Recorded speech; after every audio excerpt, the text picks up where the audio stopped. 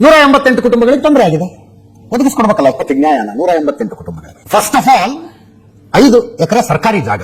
ನನ್ನ ಹತ್ರ ಲೆಟರ್ಸ್ ಇದಾವೆ. 2018ರಲ್ಲಿ ಕೋಗಿಲು ಗ್ರಾಮಸ್ಥರು ಪತ್ರ ಬರೆದಿದ್ದಾರೆ. ಇಲ್ಲಿ ಯಾರ್ಯಾರು ಅಕ್ರಮವಾಗಿ ಒಂದು ಶೆಡ್ ಹಾಕುತ್ತಿದ್ದಾರೆ. ಬಟ್ ಆಕ್ಚುಲಿ ಅದು ಶುರುವಾಗಿದ್ದು 2023ರಿಂದ. ಮೊದಲು ಟೆಂಟ್ಗಳಿದ್ವಂತೆ, 18 ಟೆಂಟ್ಗಳಲ್ಲಿ ಅಲ್ಲಿ ಅಲೆಮಾರಿಗಳು ಹಾಕೊಂಡಿರ್ತಾರಲ್ಲ, ಹಾಗೇನೋ ಟೆಂಟ್ಗಳನ್ನು ಹಾಕೊಂಡಿದ್ರು. ನೋಡ್ತಾನೆ 106 ಮನೆಗಳು ಬಂದ್ಬಿಟ್ಟು ಅಲ್ಲಿ 188 ಮನೆಗಳು. ಅವುಗಳ ಪೈಕಿ 150 ಮುಸ್ಲಿಂ ಮನೆಗಳು. ಇಡೀ ಇಶ್ಯೂ ಇಷ್ಟು ದೊಡ್ಡದಾಗೋದಕ್ಕೆ ಕಾರಣವೇ ಅದು ಮುಸ್ಲಿಂ ಮನೆಗಳು, ಮುಸ್ಲಿಮರ ಮನೆಗಳು ಅನ್ನೋದು. ಗೋವಾದಲ್ಲಿ ಇದೇ ರೀತಿಯಾಗಿ ಮನೆ ಕಟ್ಟಿಸಿಕೊಂಡಿದ್ದಂತಹ, ತಾತ್ಕಾಲಿಕ ಮನೆ ಕಟ್ಟಿಸಿಕೊಂಡಿದ್ದಂತಹ ಕನ್ನಡಿಗರ ಮನೆಗಳನ್ನ ಬುಲ್ಡೋಸರ್ ಹಚ್ಚಿ ಬಿಡಿಸಿದ್ರಿ. ಗೋವಾದಲ್ಲಿ ಯಾವ ರಾಜ್ಯದ ಮುಖ್ಯಮಂತ್ರಿಯ ಮನಸ್ಸು ಮಿಡಿಲಿಲ್ಲ, ಯಾವ ಹೈಕಮಾಂಡಿನ ಮನಸ್ಸು ಮಿಡಿಲಿಲ್ಲ.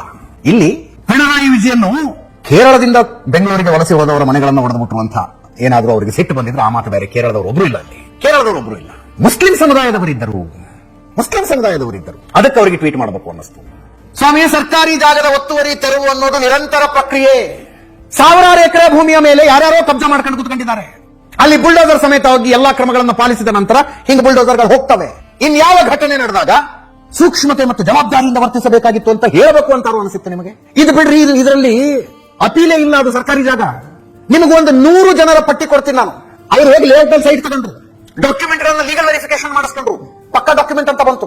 ಆ ಡಾಕ್ಯುಮೆಂಟ್ ಗಳನ್ನ ತಗೊಂಡೋಗಿ ಬ್ಯಾಂಕ್ ನಲ್ಲಿ ಇಟ್ಟು ಸಾಲ ತಗೊಂಡ್ರು. ಬ್ಯಾಂಕ್ ಸಾಲ ಕೊಡ್ತು ಡಾಕ್ಯುಮೆಂಟ್ ವೆರಿಫಿಕೇಶನ್ ಮಾಡಿ. ಅಲ್ಲಿ ಮನೆ ಕಟ್ಟಿಸ್ಕೊಂಡ್ರು, ಹೋಮ್ ಲೋನ್ ಸಿಕ್ತು ಅವ್ರಿಗೆ. ಸರ್ಕಾರದಿಂದ ನೀರಿನ ವ್ಯವಸ್ಥೆ ಆಯ್ತು, ಕರೆಂಟ್ ಕೊಟ್ರು, ಟ್ಯಾಕ್ಸ್ ಕಟ್ಟಿಸ್ಕೊಂಡ್ರು ಆ ಮನೆಗಳವರಿಂದ. ಏಕಾಏಕಿ ಅವ್ರ ಮನೆಗೆ ನೋಟಿಸ್ ಬಂತು, ಅಕ್ರಮ ಲೇಔಟ್ ನಲ್ಲಿ ಮನೆ ಕಟ್ಕೊಂಡಿದ್ದೀರಿ, ನೀವು ತೆರವುಗೊಳಿಸ್ತೀವಿ ಅಂದ್ರು. ಇವ್ರು ಬಾಯಿ ಬಿಡ್ಕೊಂಡ್ರು. ಏನ ಕಷ್ಟಪಟ್ಟು ದುಡಿದ ದುಡ್ಡಿನಲ್ಲಿ ಸೈಟ್ ತಗೊಂಡು ಮನೆ ಕಟ್ಟಿಸ್ಕೊಂಡ್ರೆ, ಸೈಟ್ ಪ್ಲಾನ್ ಅಪ್ರೂವಲ್ ಮಾಡಿದ್ದು ಸರ್ಕಾರ, ರೋಡ್ ಮಾಡಿಕೊಟ್ಟಿದ್ದು ಸರ್ಕಾರ, ನೀರು ಕೊಟ್ಟಿದ್ದು ಸರ್ಕಾರ, ಕರೆಂಟ್ ಕೊಟ್ಟಿದ್ದು ಸರ್ಕಾರ, ಟ್ಯಾಕ್ಸ್ ಕಟ್ಟಿಸ್ಕೊಂಡಿದ್ದು ಸರ್ಕಾರ. ಅದೇ ಸರ್ಕಾರ ಇದು ಅಕ್ರಮ ಲೇಔಟ್ ಅಂತ ಇದೆ. ಈಗ 4-5 ಲಕ್ಷದಲ್ಲಿ ಕಟ್ಕೊಂಡಂತಹ ಶೆಡ್ಗಳಿವು. ಅಲ್ಲಿ 30-40 ಸೈಟ್ ನಲ್ಲಿ 50-60 ಲಕ್ಷ ಖರ್ಚು ಮಾಡಿ ಮನೆ ಕಟ್ಟಿಸ್ಕೊಂಡಿದ್ರು ಜನ. ಬಂತು ಬುಲ್ಡೋಸರ್ ಹೊಡೆದಾಕಿದ್ರು. ಯಾವತ್ತಾರು ಮಾನವೀಯ ದೃಷ್ಟಿಯಿಂದ ಅವರು ಮನೆಗೆ ಹೋಗಿ ಬದುಕಿದಿರೋ ಸತ್ತಿದ್ರು ಅಂತ ಯಾರು ಕೇಳಿದ್ರ?